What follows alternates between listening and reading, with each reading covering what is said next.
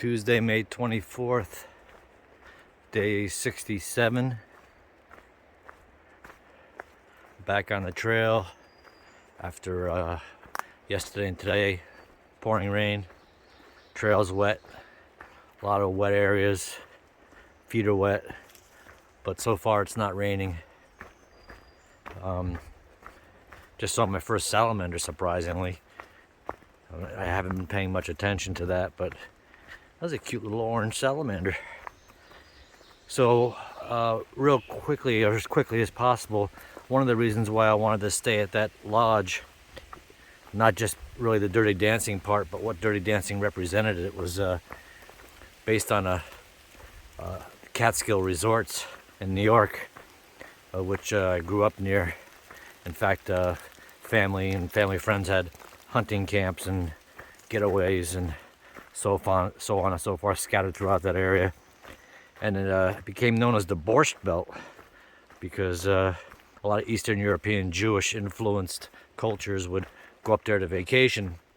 Well, when I was a kid and we used to go to these hunting camps in the Catskills, a lot of those old resorts had started to become dilapidated, run down, empty pools, so it wasn't a thing as much anymore. Of course, ever since then, now all the rich people are moving up from the city. But anyway, so that was a bygone era when I was a kid going to these hunting camps. So that's kind of like that movie and this lodge, Lake Mountain Lodge, kind of appealed to me for that reason. And if you watch Dirty Dancing, you see it has a couple signs for the Catskills at the beginning, but it wasn't filmed there. But that's what it was all about, the backstory. Another little interesting story is one of the hunting camps that my family was we leased land on a piece of very interesting historical property that was an old sanatorium back in the early 1900s. In fact, if you walked around, you would see stone inlays that said 1912, or I think it was 1912 or 1904. I've got pictures of it all, but I might be misremembering the date. But it was basically the turn of the 18th century. So that would be early 1900s, right? Yeah, and it was Dr. Crump who ran this sanatorium. So on the property, there was this 4-story stone, very Catskill mountainish. There was a doctor's house, they called it, with green clay tile roofs.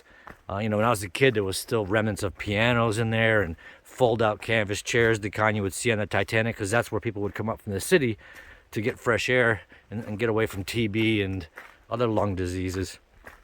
So it was a very interesting piece of history that I kind of grew up, had the good fortune of growing up in all this old real estate and Rip Van Winkle statues and stone walls, and being in the middle of the Catskill Mountain woods where, you can see the stars and hear the birds chirping.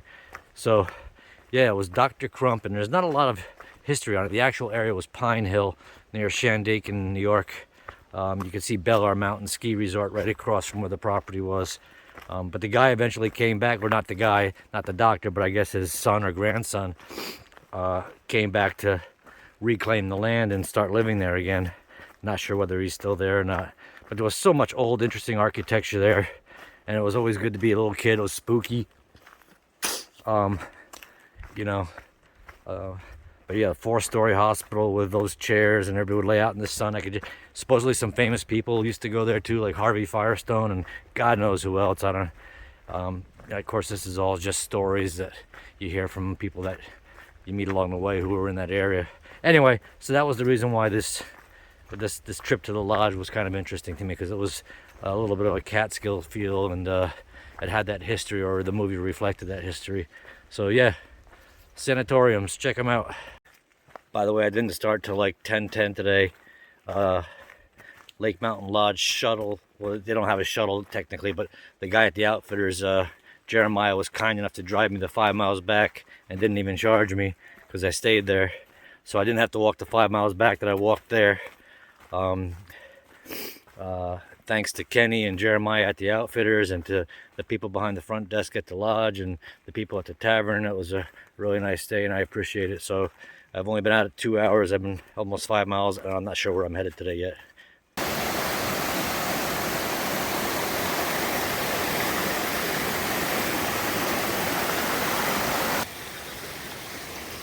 Literally just ran into a guy, all his shit soaking wet. He's a little older than me, tall, thin.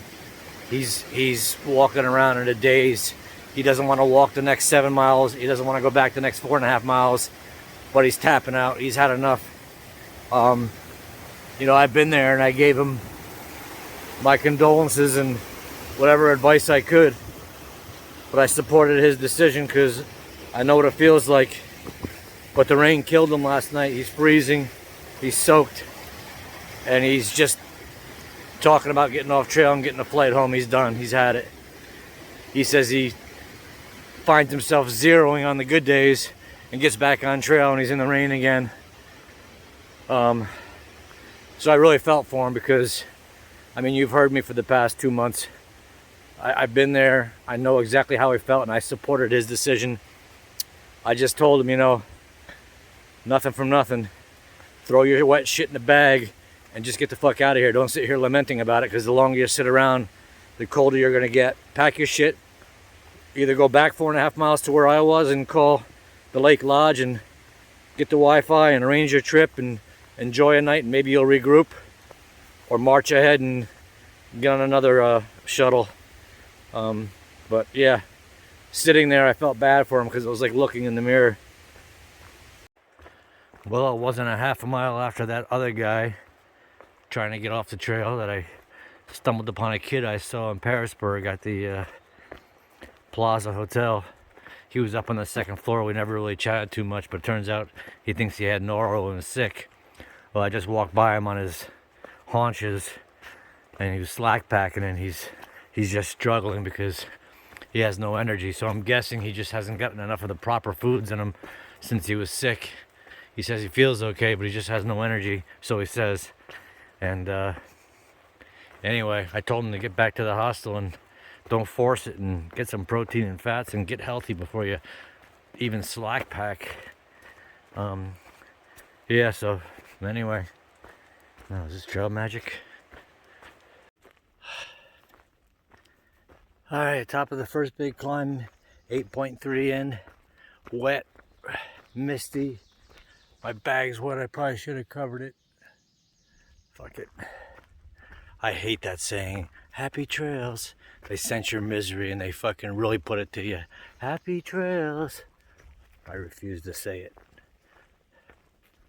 Coming up on Kelly's Knob. I don't know how far I'm going. I walked 5 hours for this. Kelly's Knob. Oh, fucking waste a day. Hey, I'm about ready to check out. I was jealous of that guy. I'm actually jealous of that guy who decided he's fucking done. I mean it. There's a part of me that weeps for him with joy. Yeah, I think I'm about done. I'll get to McAfee's, Dalesville. Unfortunately, I'm getting a care package there, which is nice. That might be my last. Yeah, I'm in a relatively decent mood today. I mean, yeah, it's raining and misty, and now it's cold and I'm all wet. It's great. This isn't doing it for me. Oh yeah, fuck y'all who complain about me whining all the time. I don't give a fuck. Ugh. You know, when you go to bed at night dreading waking up the next morning, and then when you do wake up the next morning, you just want to stay in bed and not get back on the trail. And then when you see a guy who's having a mental breakdown, and it brings a smile to your heart to think, oh my God, that could be me, and he's just had enough and he's going home. Something's wrong. I mean, this isn't even that miserable of a day. I mean, the rain held off. I mean, I'm fucking soaking wet from the mist and fog and drizzle and rain falling out of the trees, but it could be worse.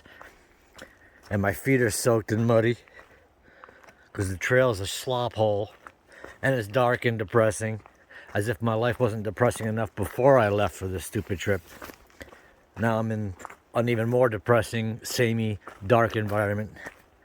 All that aside, it not being such a bad day, and the climb and the physical part not being so bad, it's just, there's something wrong when you just don't want to be here. And it's nothing to you. It's void. It's like the character from The Stranger by Camus, who wanders through life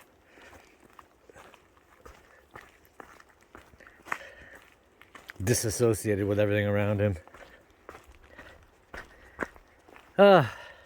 Another happy day on the trail. But that guy, it brought a tear to my eye, a tear of joy. To see him break down and realize this wasn't for him anymore. And I wished I could trade places with him.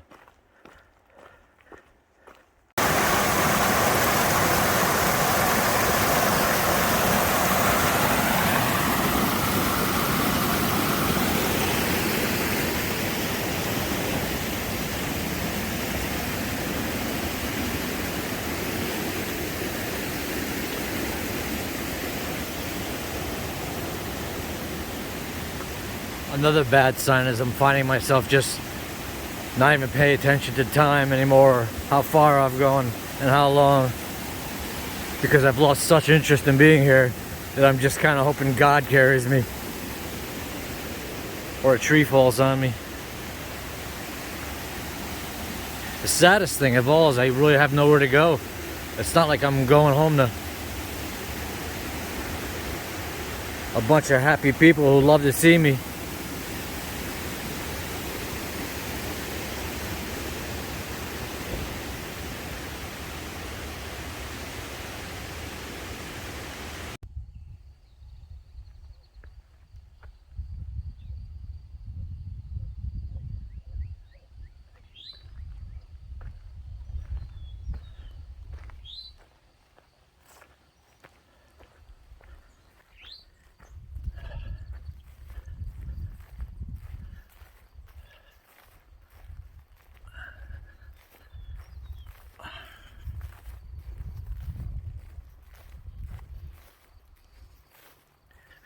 My feet hurt. My feet are soaked. My mileage is way down.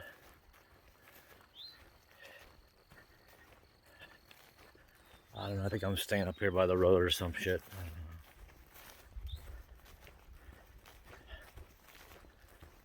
I don't know.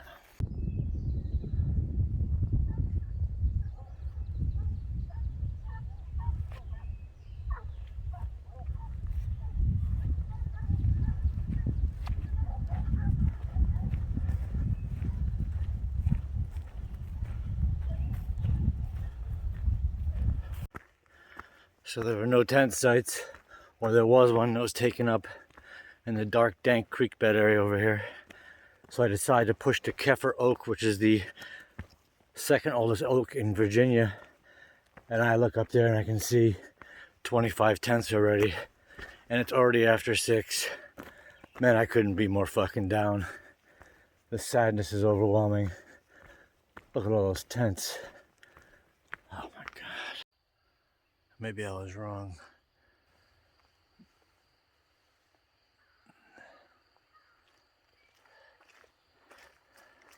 Maybe there aren't any campsites. Good thing, because I just screamed a foul word.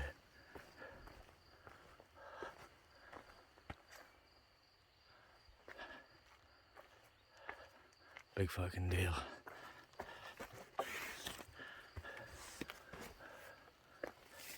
I'd rather sleep under the power lines, to be honest with you.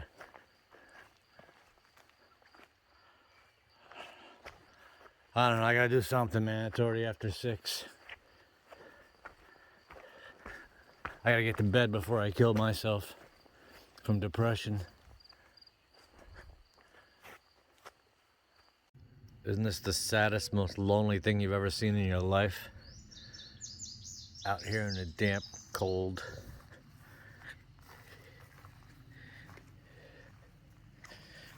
Eating fucking bumblebee tuna mayo packet, string cheese on pita, Chips Ahoy for dessert. I already had a tick in my tent for somehow reason. How did that happen? I was very careful. Jesus Christ.